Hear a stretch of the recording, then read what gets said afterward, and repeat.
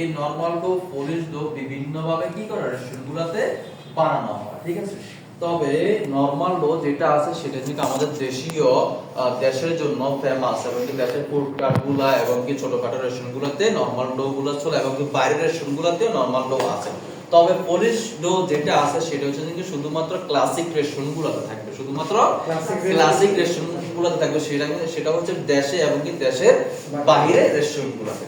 তবে এই ডো গুলোর প্রসেস হচ্ছে যে প্রথমত পলিশ ডো এর প্রসেস, যেটা অরিজিনাল ইটালিয়ান অথেন্টিক রেসিপি, সেটা হচ্ছে 300 গ্রাম ফ্লাওয়ার, 300 ml ওয়াটার, 6 গ্রাম ইস্ট, 6 গ্রাম ময়দা, এগুলা মিক্স করে 1 ঘন্টা আমরা বাইরে ডেকে রেখে দিব রেস্টে। 1 ঘন্টা পরে 16 থেকে 24 ঘন্টার জন্য আমরা চিলারে বা নরমাল ফ্রিজে রেখে দিব।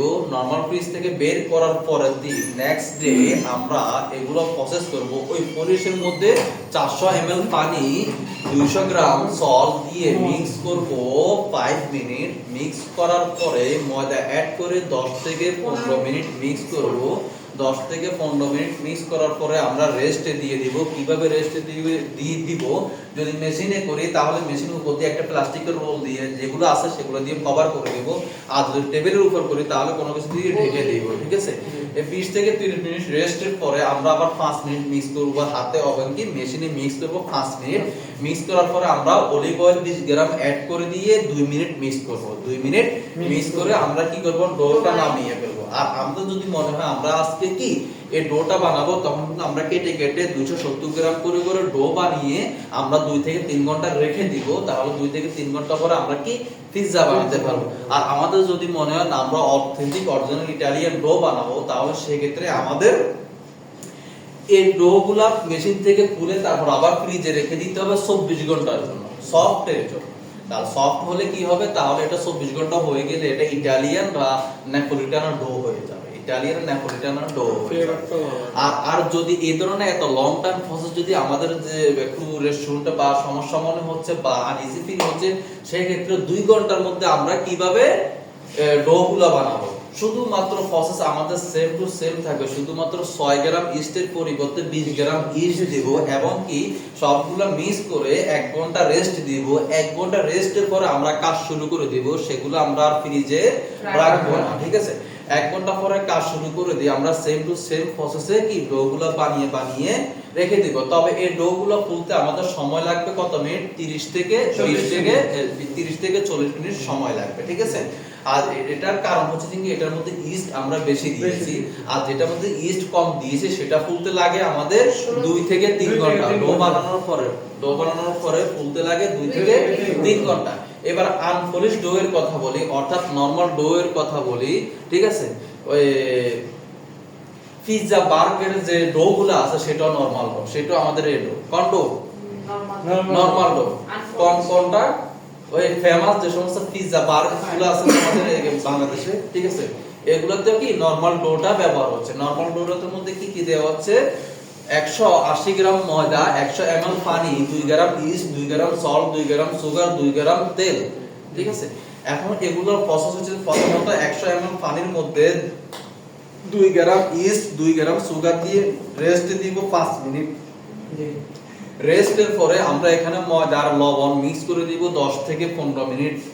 10 থেকে 15 মিনিট পরে রেস্টে দিয়ে দিব 20 থেকে 30 মিনিট। রেস্টে দেওয়ার পরে 20, শুনতেছেন? জি জি, ঠিক আছে, শুনুন। 20 থেকে 30 মিনিট পরে আমরা আবার মিক্স করব 5 মিনিট। আমরা আবার 5 মিনিট মিক্স করার পরে এই তেল দিয়ে 2 মিনিট মিক্স করে আমরা কি করব, ডো বানিয়ে ফেলব। ডো বানিয়ে আমরা কি করব, ইউজ করে ফেলব দিনেরটা দিনে, এবং কি কালকেও রাখা যাবে। কালকে যদি আমরা আজকে যদি এই আনপলিশ বা নরমাল ডোটা আজকে বানাচ্ছি, আজকে আমি ইউজ করি না, ফ্রিজে রেখে দিয়েছি, আপনাদের এই ডোটা এখন আর ওই ডো পাবেন না। আপনাদের ডোটা দেখবেন কি ফুলে এত বড় হয়ে গেছে। ফুলে কি এত বড় হয়ে গেছে, কেন এত ফুলে বড় হয়ে গেছে, কারণ এতে ইস্ট বেশি দেওয়া আছে। কিন্তু এরকম বড় হয়ে গেলে কি করবেন, এটা ফ্রিজ থেকে বের করবেন, বের করে আবার কি করবেন, আবার একটু বেশি একটু মিক্স করার দরকার, একটু ছুরি দিয়ে কেটে হালকা একটু গোল করে ডো বানিয়ে ফেলবেন, ঠিক আছে।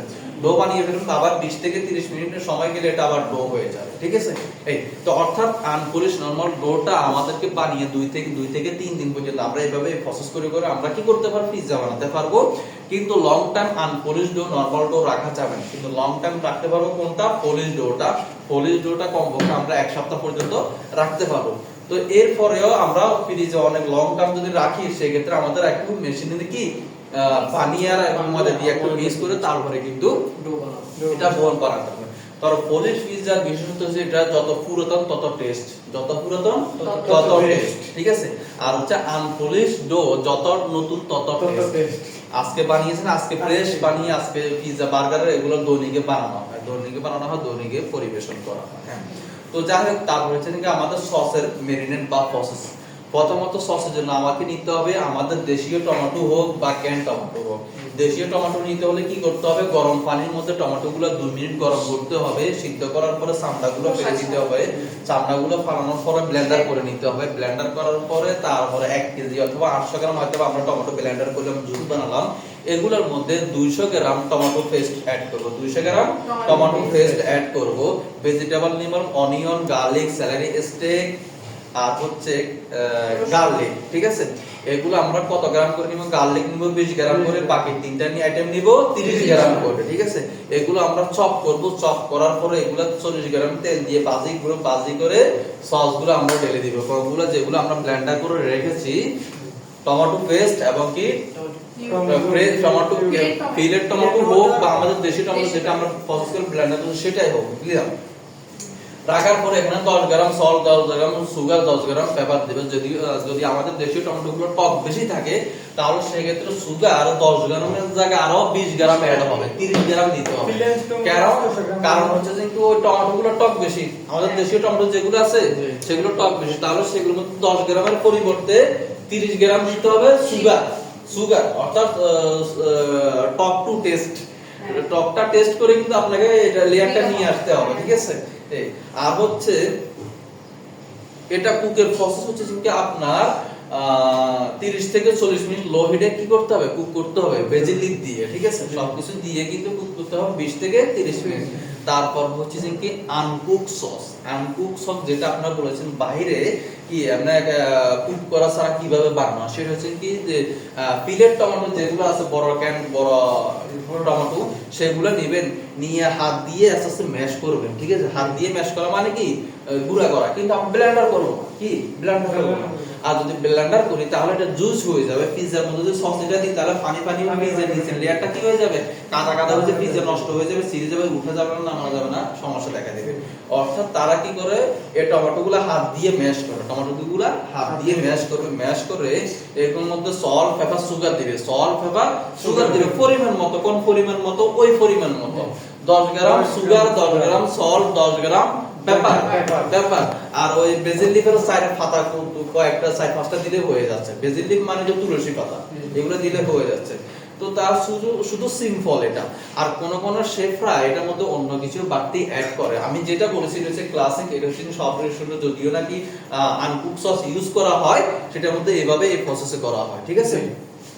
এই প্রসেসে আর যদি কোন শেফরা আছে তারা এটার মধ্যে এক্সট্রা করে গার্লিক, ফ্রেশ গার্লিক দিবে, এক্সট্রা করে অরিগানো দিচ্ছে, ঠিক আছে, এক্সট্রা করে অরিগানো দিচ্ছে। তারা হচ্ছে এগুলো হচ্ছে অপশনাল, ঠিক আছে। শুধুমাত্র অরিজিনালটা কি হবে, অরিজিনালটা হবে আপনার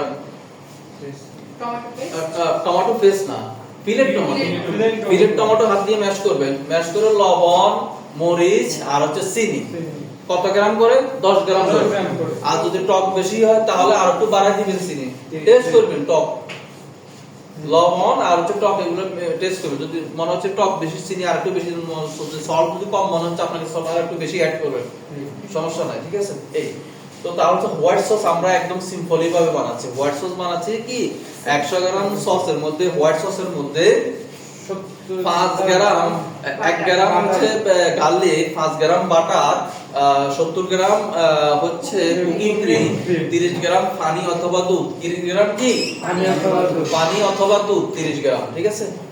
এগুলো আমরা নিব, নেয়ার পর প্রথমত তেলের মধ্যে আমরা গার্লিক গুলো হালকা একটু সতে করব, সতে করার পরে আমরা ক্রিম গুলা ঢেলে দিয়েছি, রাইট, ঢেলে দিয়েছি। তারপর হচ্ছে পানি অথবা কি দুধ ঢেলে দিয়েছি, তারপর সল্ট এবং হোয়াইট পেপার দেব কি 1 গ্রাম করে, কত গ্রাম করে 1 গ্রাম করে, 1 গ্রাম করে না 2 গ্রাম করে, সল্ট 2 গ্রাম করে, 1 গ্রাম থাকবে কোনটা, শুধু গার্লিক। তো তাহলে আমাদের সস রেডি, রেডি। এবার হচ্ছে মেরিনেট, কি চিকেন মেরিনেট, মাছের মেরিনেট, আর হচ্ছে ভেজিটেবল মেরিনেট। বিফের কথা নাই বললাম, কেন বললাম, কারণ বিফ স্টেক দিয়ে কি পিৎজা বানানো হয় না, যেহেতু প্রাইস বেশি, দাম বেশি, বানানো হয় বিফ সসেস দিয়ে। বিফ সসেস দিয়ে যেহেতু বানানো হয়, সেগুলো বিভিন্ন আকারের নাম হয়ে যায় পেপারনি পিৎজা, সালামি পিৎজা। এগুলাতে সল্ট পেপার কোনো কিছু দেওয়ার দরকার নেই, এগুলো তো অলরেডি কোম্পানিটা সল্ট পেপার দিয়ে থাকে। তো তাহলে আমরা শুধুমাত্র মাছের মেরিনেটটা করব, চিকেন মেরিনেট করব, আর ভেজিটেবল সসটা করব। মাছের মেরিনেট হচ্ছে কি lemon juice, thyme, rosemary, salt, paper, garlic, এগুলাই যাবে। কোনটা কত গ্রাম যাবে? লেমন জুস 5 গ্রাম, হচ্ছে গার্লিক 5 গ্রাম, আর সল্ট কত গ্রাম? সল্ট 2 গ্রাম, পেপার 2 গ্রাম, থাইম, রোজমেরি 1 গ্রাম। ওকে, ঠিক আছে। তারপর হচ্ছে কি চিকেনের মধ্যে আমরা দিচ্ছি সল্ট, পেপার, গার্লিক।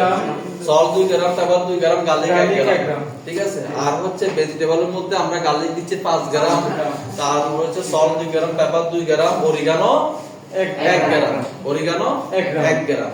এগুলো হচ্ছে মেইন প্রসেস। এগুলো এই সিস্টেমে এইভাবে এই প্রসেসটা যদি ফলো করেন, এগুলো হচ্ছে কি ট্রিক্স, এগুলো হচ্ছে প্রসেস, এগুলো রেসিপি না। আর এই সিস্টেমে এগুলো যদি করেন, দুনিয়ার মধ্যে যত ধরনের পিৎজা থাকবে আপনারা নিজেরা কি তৈরি করতে পারবেন, নিজেরা কি তৈরি করতে পারবেন। হয়তো বিভিন্ন এক রেস্টুরেন্ট এখান থেকে একটা রেসিপি শিখলেন, অন্য একটা রেস্টুরেন্টে ওটা নেই, অন্য একটা রেস্টুরেন্টে গেলে শিখলে আরেকটা রেস্টুরেন্টে এরকম নেই। অর্থাৎ আপনি বিপদে পড়ে যাবেন। আপনি রেসিপি শিখলে আপনাকে শিখতে হবে কি মেথড, মেথড। এখানে 2-3 দিন যেগুলো বা মুখে বলা হচ্ছে, নোট করা হচ্ছে, এগুলো হচ্ছে মেথড, এগুলো রেসিপি না, এগুলো হচ্ছে কি মেথড। এগুলা দিয়ে কিন্তু আপনি কিন্তু যে কোনো রেসিপি, যে কোনো কিছু বানাতে পারবেন। কিন্তু আরেকটা কথা বলে রাখি, কোন রেস্টুরেন্টের সাথে কোন রেস্টুরেন্টের পিৎজার মেনু মিল নাই, কোন রেস্টুরেন্টের সাথে কোন রেস্টুরেন্টের পিৎজার মেনু মিল নাই। এক রেস্টুরেন্টে আপনি দেখবেন কি চিকেন টিকেন ওটা এটা বকসকর অনেক কিছুই দিয়েছে, কিন্তু নাম দিয়েছে আরেকটা মিল নাই। তো আরেকটা রেস্টুরেন্টে গেলেন যে এখানেও অনেক কিছু দেওয়া আছে, কিন্তু কোন রেস্টুরেন্টের সাথে কোনো মিল নাই। অর্থাৎ রেসিপির সাথে কি নামের সাথে কোনো মিল নাই। তো অর্থাৎ আপনি যদি এখানে যদি আমি যদি আপনাদেরকে কয়েকটা রেসিপি শিখাতাম, তাহলে কিন্তু আপনারা অন্য জায়গায় গিয়ে কাজ কখনোই করতে পারবেন না, আপনাদের জন্য টাফ হয়ে যাবে, ঠিক আছে।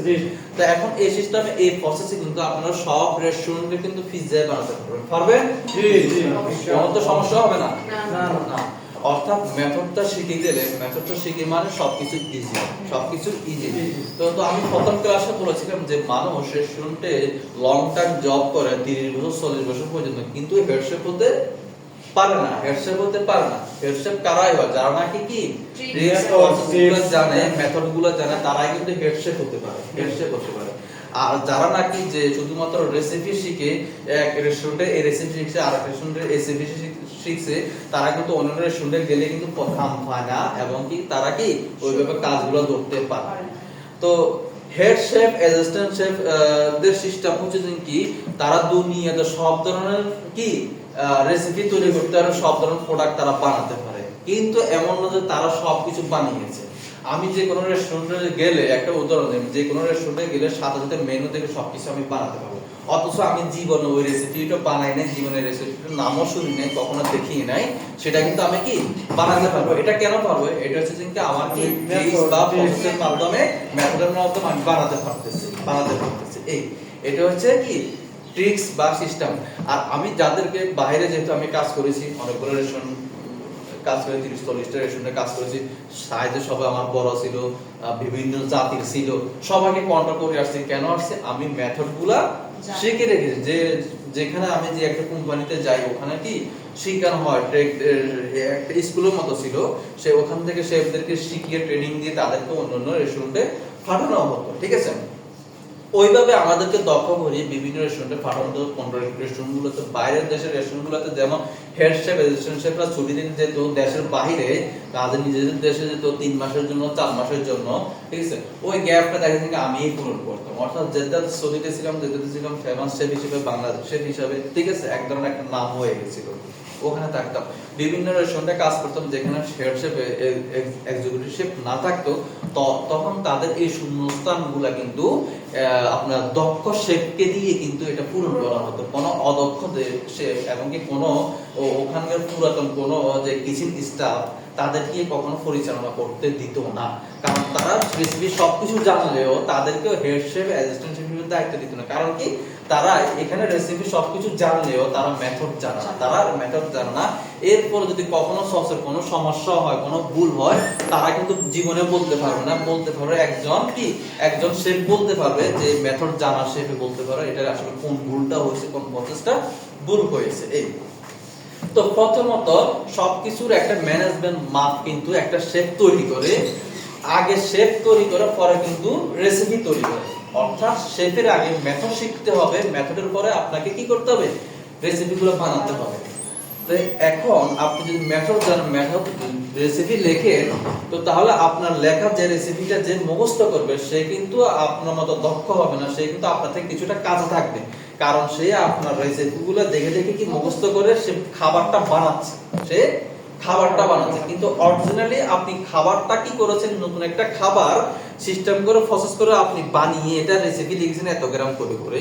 এটা যদি আরেকজন মুখস্থ করে যদি কাজ চালায় সেই ক্ষেত্রে তার কাজ ওইভাবে অরিজিনাল শেফের মতো কখনোই হবে না। অর্থাৎ এখানে বোঝানো হচ্ছে যে মেথড শেখাটা খুবই ইম্পর্টেন্ট একটা শেফ হওয়ার জন্য। রেসিপি মুখস্থ করে কোনো লাভ নেই। তো অন্যান্য স্কুলে আপনারা দেখতে পাবেন যে পিৎজা তো শিক্ষা কিভাবে জানেন, পিৎজা শেখানো হচ্ছে যে আপনি বলে দিবেন যে কি এটার নাম হচ্ছে 40 ডি মানে পিৎজা, এটার মধ্যে এত গ্রাম চিকেন যাবে, এত গ্রাম ভেজিটেবল যাবে, এত গ্রাম ব্ল্যাক অলিভ যাবে, এত গ্রাম মাশরুম যাবে, মিক্স একটা পিৎজা, এটা এত গ্রাম দিয়েছে। তো এই এত গ্রাম করে করে চিকেন এত গ্রাম এগুলো মুখস্থ করতে করতে আপনার দিন চলে যাবে, এখন কি পিৎজার নামটাও কি দিয়েছে 40 ডি মানে পিৎজা, এটাও মুখস্থ করতে হবে।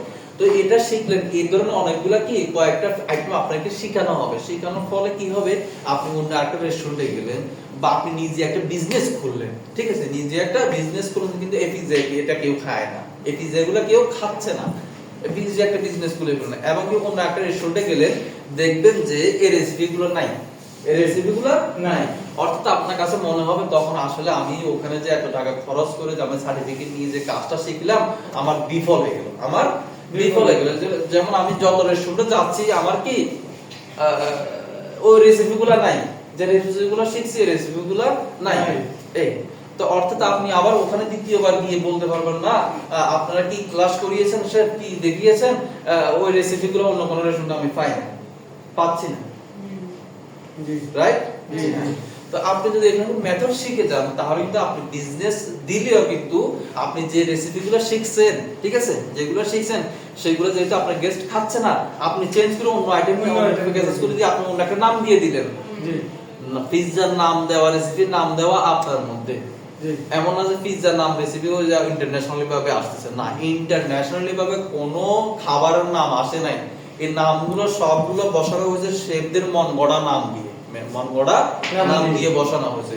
কিন্তু খাবারের রেসিপি গুলো সবসময় যারা মেথড জেনে খাবার বানাচ্ছে তারা কিন্তু এটার একটা মাপকাঠি স্কেল দিয়ে এটার নাম দিয়ে দিয়েছে, যেটা মার্গারিতা দিয়েছে, এটা 40 ডি মারে দিয়েছে। অর্থাৎ রেসিপি নাম শিখা বোকামি, এবং কি এই পিৎজার মধ্যে কত গ্রাম ভেজিটেবল দিয়েছেন, কত গ্রাম মাশরুম দিয়েছেন, কত গ্রাম লাল মরিচ দিয়েছেন, সেটা শেখা জরুরি না, জরুরি কোনটা, মেথডটা শিখতে পারলে আপনি সেটা না কিন্তু তার থেকে হাজারা কোটি নাম থাকলে সেটা কিন্তু সহজে বানাতে পারবে। তো এখানে যে ডোগুলো দেখতে পাচ্ছেন, ঠিক আছে, এই যে ডোগুলো দেখতে পাচ্ছেন এগুলা কিন্তু আমরা কি 3 দিন ধরে কি করতেছি, প্র্যাকটিস করতেছি। তবে এই ডোগুলা আমি দেখতে পাচ্ছি কয়েকজন হাতে বানাতে একটু কষ্ট হচ্ছে। কেন হচ্ছে? কারণ হচ্ছে যে কি এগুলো আপনাদের কাছে মনে হচ্ছে বেশি হার্ড মনে হচ্ছে, হচ্ছে না। কারণ কি হয়েছে যে একটা ডো কিন্তু একবার বেলা হয়, বারবার বেলা হয় না। একটা ডো একবার বেলা হয়, বারবার বেলা না। এখন একটা ডো আপনাদেরকে বারবার কেন বেলাচ্ছি, বারবার কেন করাচ্ছি, কারণ প্র্যাকটিসের জন্য, আপনাদেরকে জানানোর জন্য, ঠিক আছে, প্র্যাকটিসের জন্য। এখন আপনারা এটা কি মোটামুটি সবকিছু কমপ্লিট, বেল দিয়ে পারতেছেন, উঠাইতে পারতেছেন, নামাতে পারতেছেন পিৎজার ফিল এগুলো দিয়ে। তবে পিৎজার ফিল এগুলো কোনো স্কুলে থাকে না, শুধুমাত্র এখানে থাকে।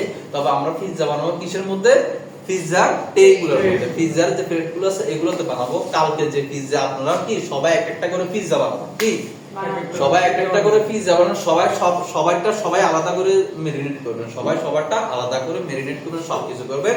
কালকে আমি কিছুই করব না, আপনারা সবাই কি করবেন, পিজ্জা বানাবেন। আমি সবকিছু নিয়ে দেবো, মাছের আইটেম নিয়ে আসবো, তারপর চিজ নিয়ে আসবো, তারপর চিকেন নিয়ে আসবো, তারপর বিফের যে বিফ সসেজ যেগুলো আছে সেগুলো নিয়ে আসবো, ঠিক আছে? আছে তো বিফ সসেজ?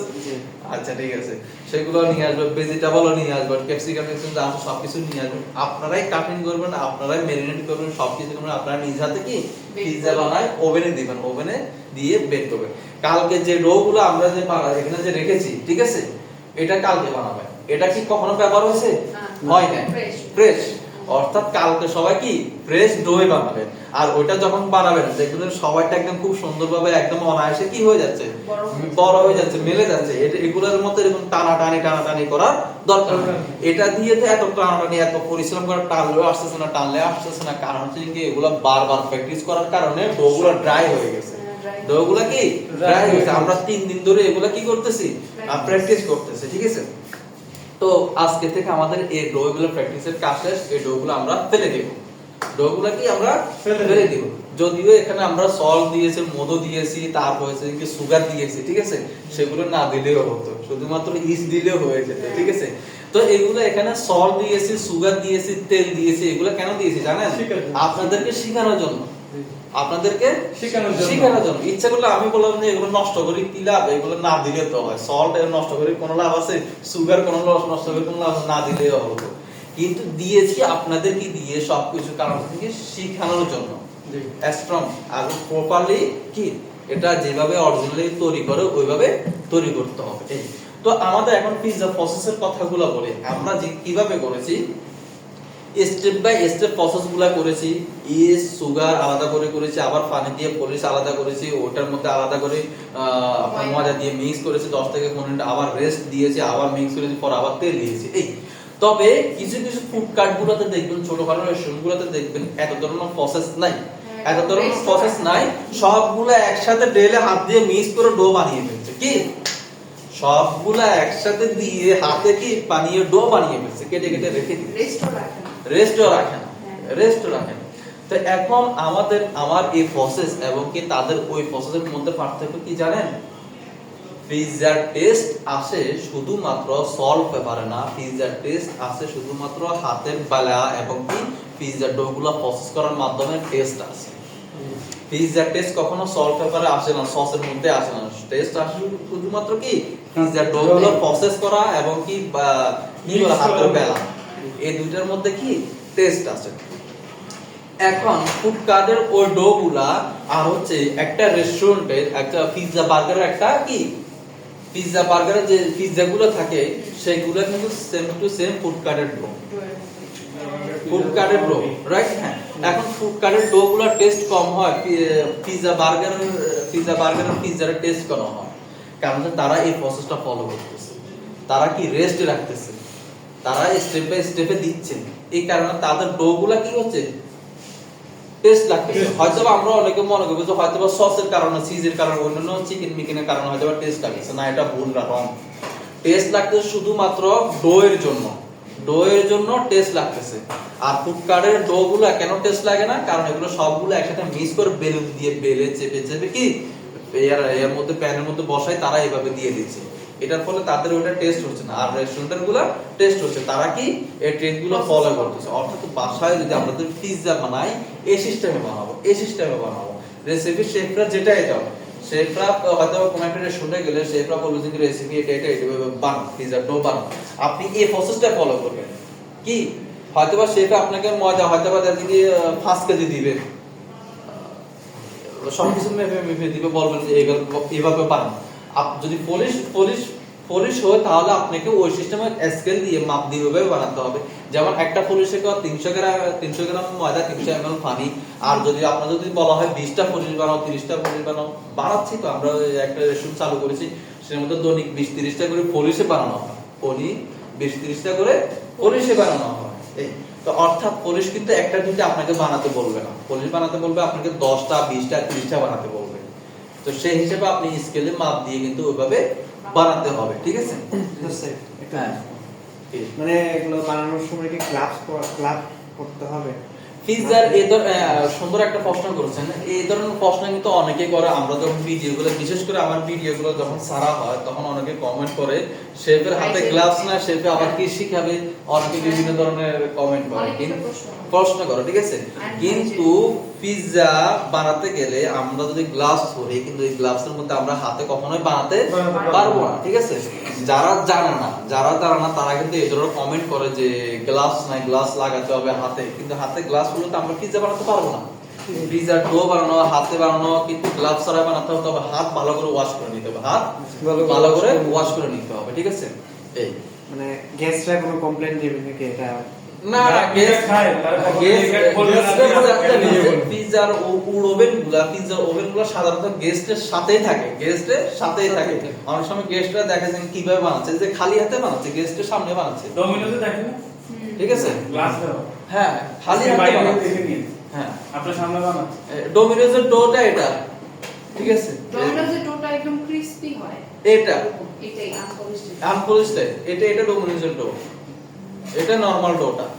এই পৃথিবীতে দুই ধরনের ডো আছে, একটা হচ্ছে নরমাল ডো আর একটা হচ্ছে পলিশ ডো, ঠিক আছে। এই নরমাল ডো গুলা ডোমিনোজ পিৎজা বানানো, যে কোনো পিৎজা বানানো সেগুলোতে খাচ্ছে, সেগুলোতে দেওয়া হচ্ছে। আর হচ্ছে পলিশ ডোটা কি হচ্ছে সফট ডো, এটা উডো মানে বানানো হচ্ছে, বা এলপিগো বলে বানানো হচ্ছে, ঠিক আছে।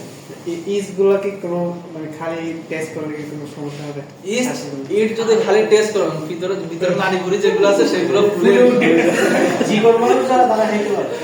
হ্যাঁ, গরুর চিকেন হয় না, কিছুই হবে না, টেস্ট করতে হবে। তো তবে মানে স্বাস্থ্যের জন্য তাহলে কি হবে, স্বাস্থ্যের জন্য সঠিক হবে কি? কাউকে যদি মার্ডার করার ইচ্ছা থাকে, ঠিক আছে, তাকে একটু শরবতের মধ্যে কি করবেন জানেন, 20 গ্রাম ইস্ট মিশিয়ে দিবেন, ঠিক আছে। যেটা সত্যি কথা, কাউকে যদি মার্ডার করার ইচ্ছা থাকে তাহলে ওই এক গ্লাস কি জুসের মধ্যে 20 গ্রাম ইস্ট মিশিয়ে তাকে তাড়াতাড়ি খাওয়াই দিন, ঠিক আছে। সে খাবে, তার মানে ফ্যাটটা একদম, তার মানে আধা ঘন্টার মধ্যে ফুলে শেষ গ্লাস ফুল বসি। হ্যাঁ, আমি যেটা বলতে দেখেন আমার এই জিনিসটা ফলো করে কাউকে আবার হত্যা করে, ঠিক আছে। এর মতলব খারাপ, এটা শুনুন। না নিজেকে দেখি শিউনের অবশ্যই ও জিজ্ঞেস করতেছে শিওর মরবে কিনা। এটা 100%, ঠিক আছে। এটা হচ্ছে কিন্তু আপনার ওই হয়তো বা ডাক্তারের কাছে নিয়ে যে হয়তো প্রাথমিক অবস্থায় কি দিয়ে ট্রিটমেন্ট, ওষুধ দিবে, গ্যাসের ওষুধ দিবে এতটুকু, কিন্তু গ্যাসের ওষুধ তো কাজ করবে আরো, দেখা যাচ্ছে আরো পরে, আরো 1 ঘন্টা পরে কাজ করবে, কিন্তু ইস্ট যে পরিমাণে দিয়েছে 20 করে মিক্স করে দিয়েছে, এটা মনে করেন 15 মিনিটের মধ্যে ফুলে এটা বাস্ট হয়ে যাবে, গ্যাস হয়ে, ঠিক আছে।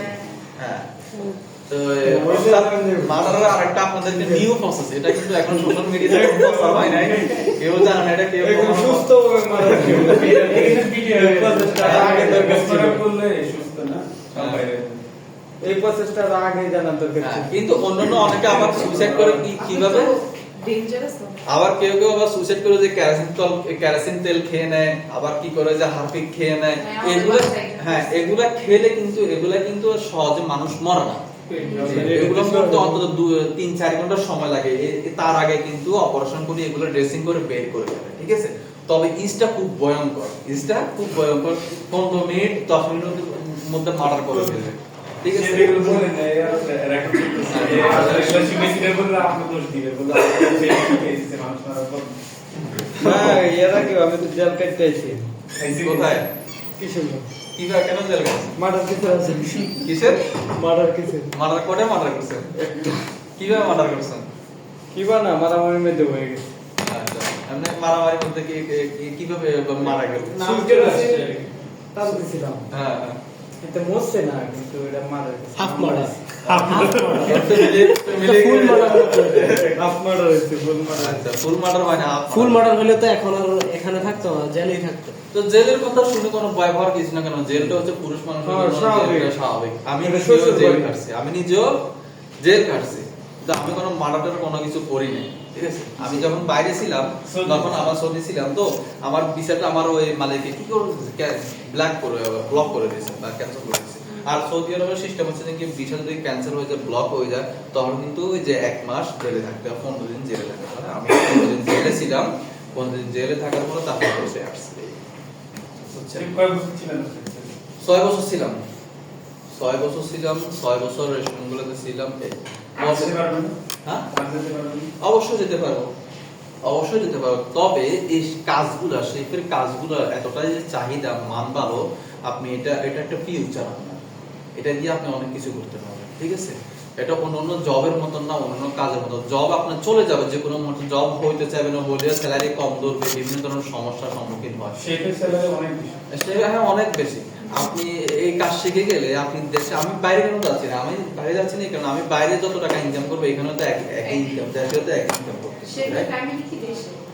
আমার না ফ্যামিলি এখানে ঢাকাতে হ্যাঁ তো দেশে যাওয়ার। এখন ব্যবসার ক্ষেত্রে এটা কি করতে পারি কি? কম খরচের জন্য ব্যবসার ক্ষেত্রে? ব্যবসার ক্ষেত্রে কম খরচের জন্য আমি বলি যে 3 ময়দা এগুলোর প্রাইস কত 160 টাকা 1 কেজি আপনি তিন। খোলা ময়দা হ্যাঁ খোলা ময়দা ইউজ করেন? আমি তো সেটা বলতেছি বাজারে যে খোলা ময়দা আছে কেজি 70 টাকা 60 টাকা 70 টাকা তো তাহলে ওই 3 ময়দা এগুলো 120 160 টাকা করে নিয়ে আসেন কোনো দরকার নাই। আপনি মনে করেন এই দরকার দিয়ে নেই। আপনি পিজ্জা ঠিক আছে বানিয়ে তারপর হচ্ছে ক্যান পান প্লেট বানানো টমেটোর হয়। কথা বলতেছি প্লেট টমেটো কত 180 350 টাকা একটা 800 গ্রাম প্লেট টমেটো 350 টাকা আর দেশীয় টমেটো হচ্ছে কি 20 টাকার টমেটো দিয়ে আপনি কিন্তু 10টা পিজ্জা বানাতে পারবেন আর প্লেট টমেটো দিয়ে আপনি 10টা পিজ্জা বানাতে পারবেন সেম টু সেম ওটা দিয়ে আপনি 10টা পিজ্জা বানাতে পারতেছেন আর এটা দিয়েও 10টা পিজ্জা বানাতে পারতেছেন আর হচ্ছে আপনার টমেটো পেস্ট আমি বলেছি ইউজ করতে হবে আর টমেটো 400 গ্রাম টমেটোর দাম হচ্ছে কি পেস্ট টমেটোর দাম হচ্ছে কি 250 টাকা 250 টাকা পেস্ট টমেটো তবে পেস্ট টমেটো না দিলে কিন্তু পিজ্জার টেস্ট হয় না আর ফুড কার্টগুলোর মধ্যে পেস্ট টমেটো দেয়ও না ঠিক তাদের কষ্ট খরচ কমের জন্য লাভের জন্য তারা কি করে এই আপনার এখানে দেশে টমেটো দিয়ে দেশি টমেটো দিয়ে সিদ্ধ করে চামড়াগুলো ব্লেন্ডার করে তারপর এভাবে দিবে এবং কি এগুলোর মধ্যে চিনি একটু বেশি অ্যাড করে চিনি কি বেশি বেশি অ্যাড করে কারণ টমেটো পেস্টও মিষ্টি মিষ্টি আর ওটা যেহেতু আমরা দিচ্ছি না তাহলে সুগারটা একটু বেশি দিচ্ছে আর লাল মরিচটা কি একটু বেশি দিচ্ছে ঠিক আছে আবার কেউ কেউ কি করতে হালকা একটু ক্যাচাপও মিক্স করে কেচাপ মিক্স করে হালকা একটু কি ক্যাচাপও মিক্স করে দিচ্ছে হ্যাঁ অর্থাৎ তারা তাদের বিজনেসের জন্য তারা কিন্তু সবকিছু করতেছে আপনি দেখবেন ফুড কার্টে একটা পিজ্জা একটা 12 ইঞ্চি পিজ্জা আছে 60 টাকা 500 টাকা 400 টাকা 500 টাকা আর একই পিজ্জা রেস্টুরেন্টে হচ্ছে কি কত 1200 টাকা এটার কারণ হচ্ছে কি কস্টিং খরচ রেস্টুরেন্টের কস্টিং খরচ হচ্ছে কি একটা পিজ্জার 500 টাকা আর হচ্ছে কি ফুড কার্টের একটা পিজ্জার কস্টিং খরচ হচ্ছে কি 150 টাকা 150 থেকে 200 টাকা এগুলো সবগুলো আমার নিজের হাতে কিন্তু কস্টিং করার হিসাব করা ভুল বলতেছি না আর বিজনেসের জন্য উনি যেটা বলছেন এটা রাইট সত্যি বলেছেন আপনি যদি বিজনেস করেন তাহলে আপনি এই ট্রিক্সগুলো ফলো করুন দেশীয় টমেটো দিয়ে 20 টাকার টমেটো দিয়ে আপনি 10টা পিজ্জা বানাতে পারবেন আর ওই ফিলেট টমেটো ক্যান টমেটো দিয়ে 350 টাকা দিয়ে কিন্তু আপনাকে 10টা পিজ্জা বানাতে পারবেন অর্থাৎ আপনার কস্টিং খরচ ওখানে বেশি পড়ে যাবে আপনি আপনার লাভের জন্য আপনি এই প্রসেসটা তৈরি করবেন এবং কি টমেটো পেস্টের পরিবর্তে সুগার একটু বেশি অ্যাড করবেন এবং কি পানিগুলো শুকিয়ে টমেটো পেস্টের মধ্যে পানি বেশি থাকে পানিগুলো অনেকক্ষণ জাল দিয়ে হয়তো 1.5 ঘন্টা সময় লাগতে পারে হয়তো বা 1.5 ঘন্টা সময় লাগতে পারে একদম পানিগুলো শুকিয়ে কি করবেন একদম ঘন করে ফেলবেন ঠিক আছে একটা প্রশ্ন ছিল। জি বলেন আপনার গ্রামের বাড়ি কোন জায়গায়? গ্রামের বাড়ি হচ্ছে পেনি আমার ব্যবসা লাগাইছে নেই না কইতাছে ব্যবসা এটাকে বাইক ব্যবসা নেই কি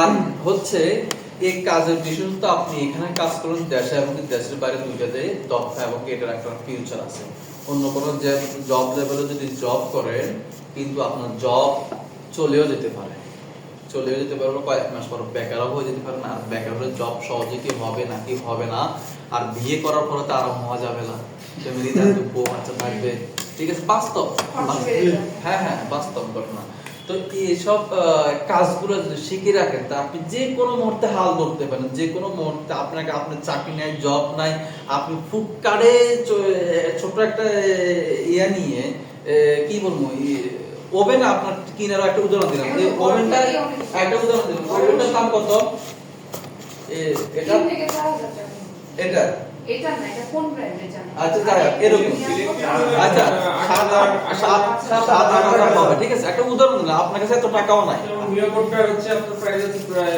12,000 মতো। হ্যাঁ বুঝছি আপনার কাছে একটা উদাহরণ দিলাম আপনি বেকার আপনার জব নাই কোনো কিছু নাই আপনি শুধুমাত্র পিৎজার কি বিজনেস করতে পারবেন কিভাবে সেটা হচ্ছে আপনি কি পিৎজার জন্য এরকম কিছু স্টিলের না টিনের কিছু বক্স আছে ছোট হ্যাঁ, বক্স বক্স নিচে দিয়ে কাঠ দেয়, নিচে দিয়ে কি কাঠ দিয়ে জ্বালায় ফুড কাটে আর কি। একটা বক্স থাকবে কালো, হয়তো একটা তাক থাকবে, তাকের উপরে পিৎজার ট্রেগুলো রাখা হয়, নিচে কাঠ দেয়, ঠিক আছে? গ্যাসের চুলার উপর বসায়। হ্যাঁ, গ্যাসের চুলা থেকে আপনার এখানে গ্যাস আপনার কফি বার করতেছে না, গ্যাসগুলো আপনি দিবেন। আমি কাদের জন্য বলছি, যারা নাকি যে চোখ একদম black। সবকিছু অন্ধকার, যাদের নাকি চোখ কান সবকিছু অন্ধকার, দুনিয়া অন্ধকার মনে হচ্ছে, অনেকে আবার মনে হচ্ছে সুইসাইড করে মারা হবে, যেটা সত্যি কথা বাস্তব কথা, এরকম যদি মনে হয়, যদি এরকম কোনো কিছু উপায় যদি না পান, তখন কিন্তু কি এই যে পুরান ঢাকা, মিরপুর, গুলিস্তান, পুরান ঢাকার দিকে, মিরপুরের দিকে, মোহাম্মদপুরের দিকে, এসবগুলো হচ্ছে কি আপনার ফুডকারের বিজনেস খুব ভালো চলে, বেশি চলে। যদি কখনো পরিস্থিতি খুবই খারাপ লাইফে যদি আসে, তা আমি মনে করবো যে ফুডকার্ট একটা দিয়ে দেন, মাসে 30-40 হাজার টাকা, 30-40 থেকে কমে বললাম, তার মানে 50 থেকে 1 লাখ এমনি চলে আসবে। কিভাবে কস্টিং খরচ ওইভাবে কমায় করবেন, আপনার বিজনেস ভালো হবে।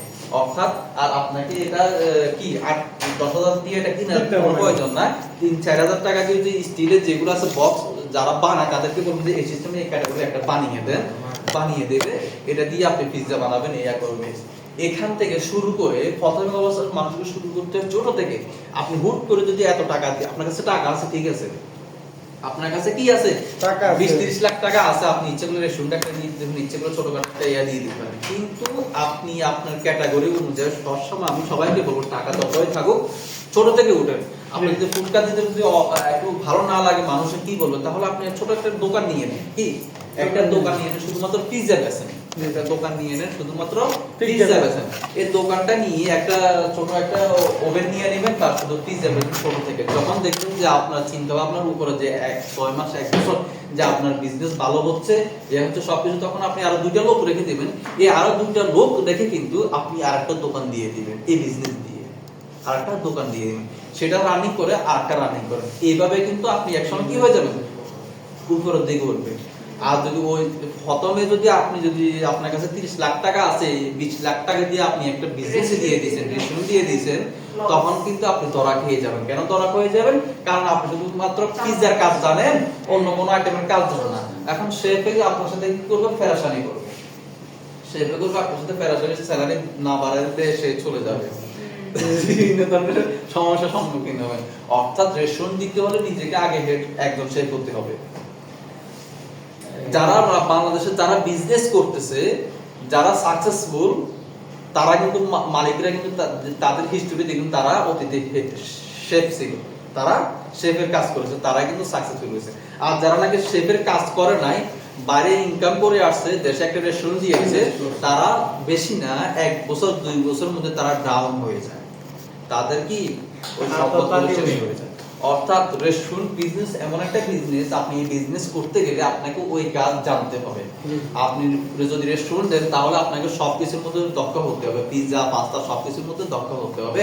আর আপনি শুধুমাত্র পিৎজা দোকান দিবেন, পিৎজা রেস্টুরেন্ট দিবেন বা পিৎজা বেচবেন, তাহলে কিন্তু পিৎজার উপরে আপনাকে দক্ষ হতে হবে। আর দক্ষ হয়ে এমন না যে আপনাকে নিজে কাজ করতে হবে, আপনি লোক দিয়ে কাজ করাবেন, কি লোক দিয়ে আপনি ফুডকার্টে আপনি দোকান দিলে, আপনি নিজে কাজ না করলে লোক দিয়ে কাজ করবেন। লোক এটা চলে গেলে আপনি সাময়িক কয়েকদিন একটু হাল ধরলেন, আর একটা নতুন একটা লোক তাকে শিখিয়ে দিয়ে আপনি আবার আগের মতো চলে গেলেন।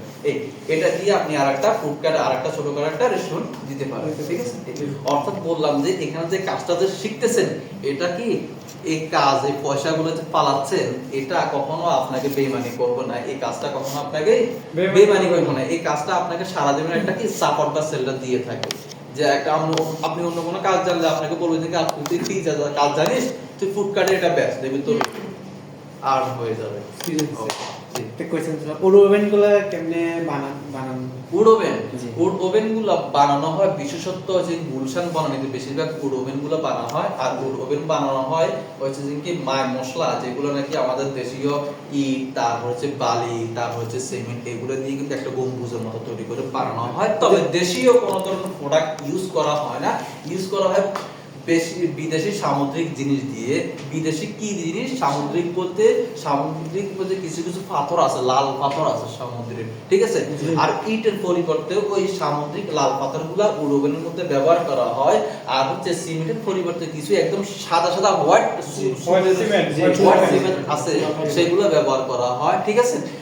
আর কিছু কিছু আপনার প্লাস্টিক জাতীয় এরকম কিছু ফর্মের মতো থাকে, সেগুলো কিন্তু বাইরে থাকে, আমাদের দেশে থাকে না। অর্থাৎ একটা এই দেশে যদি একটা অরিজিনাল উড ওভেন বানাতে হয় 5 থেকে 6 ফুট এর, তাহলে আপনাকে গুনতে হবে 6 থেকে 7 লাখ টাকা আপনাকে কি করতে হবে, একটা উড ওভেনের পিছনে গুনতে হবে। 6 থেকে 7 লাখ টাকার একটা কি অ্যামাউন্ট আপনাকে ধরে রাখতে হবে। হ্যাঁ, ভালো। তো ইলেকট্রিক ওভেনে ভালো হচ্ছে, ইলেকট্রিক ওভেনের পিৎজা তো মানুষ খেতে আসবে উড ওভেনের পিৎজা। মানুষ গুলশান বনানীতে আমি আরেকটা রেস্টুরেন্টে আমি ছোট একটা ওভেন বানিয়েছি, আমার থেকে 2 লাখ টাকা নিয়ে গেছে, কি 2 লাখ টাকা নিয়ে গেছে।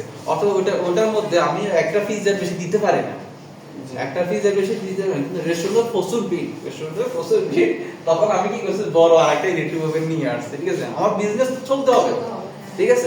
কাস্টমার চলে যাবে। হ্যাঁ, তখন আমি সিস্টেম করছি কি জানেন, যে ইলেকট্রিক ওভেন ওটার মধ্যে 6টা পিৎজা একসাথে ঢুকানো যায়, 6টা পিৎজা একসাথে ঢুকায় তারপর একটা করে বের করে আবার উড ওভেনে একটু ফ্লেভারটা দিয়ে একটু গরম করে লাস্টে আবার নামায় ফেলবো। এই রেস্টুরেন্ট স্টাফদেরকে ওইভাবে শিখিয়ে দিয়েছি।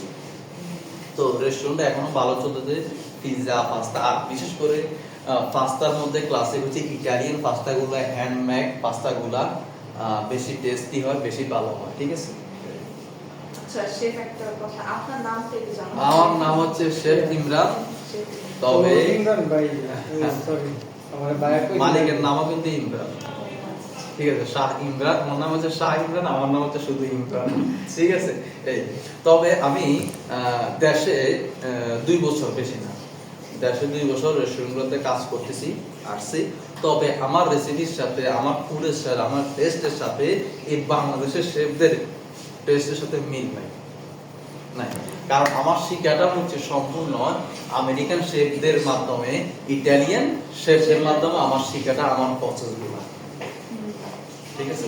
আর আমাদের এখানে কিছু আছে, আপনার সার্কুলার আছে, ঈদের ইটালিয়ান কোর্স আছে 10 দিনের, তারপর হচ্ছে কন্টিনেন্টাল কোর্স আছে 10 দিনের, তারপর হচ্ছে আরাবিয়ান কোর্স আছে, তারপর এশিয়ান কোর্স আছে, ঠিক আছে। এই তো 10 দিনের যে কোর্স সেটা হচ্ছে 12,000 টাকা, ইটালিয়ান আর কন্টিনেন্টাল বলতে সব ইউরোপিয়ান যে সমস্ত দেশগুলো আছে সব দেশের রেসিপি মিলে সেটাও কি 10 দিনের কোর্স, সেটাও কি 12,000। এই তো খুব কমের মধ্যে এই ধরনের কোর্সগুলা কিন্তু সাধারণত শেফরা, আগে শেফ যে ছিল আমার আগে এখানে, উনি এই কোর্সটা করাতো কি 3 মাসের বা 1.5 মাসের বা 1 মাসের এরকম। কিন্তু আমি এটা খুব সংক্ষিপ্তভাবে, একদম মানুষ যেহেতু হঠাৎ করে বিদেশ চলে যায়, বাইরে চলে যায়, সময় পায় না, সময় কম, যারা গ্রামগঞ্জ থেকে আসবে শেখার জন্য তারা হয়তো ওই কোন জায়গায় থাকবে, থাকলে লং টাইম থাকবে, তাদের টাকা পয়সা বেশি খরচ, তো তাদের সবকিছু চিন্তা ভাবনা করে আমি খুব এই সবগুলো সংক্ষিপ্তভাবে 10 দিনের মধ্যে একটা কোর্সের মধ্যে সব ধরনের আইটেম নিয়ে আসছি,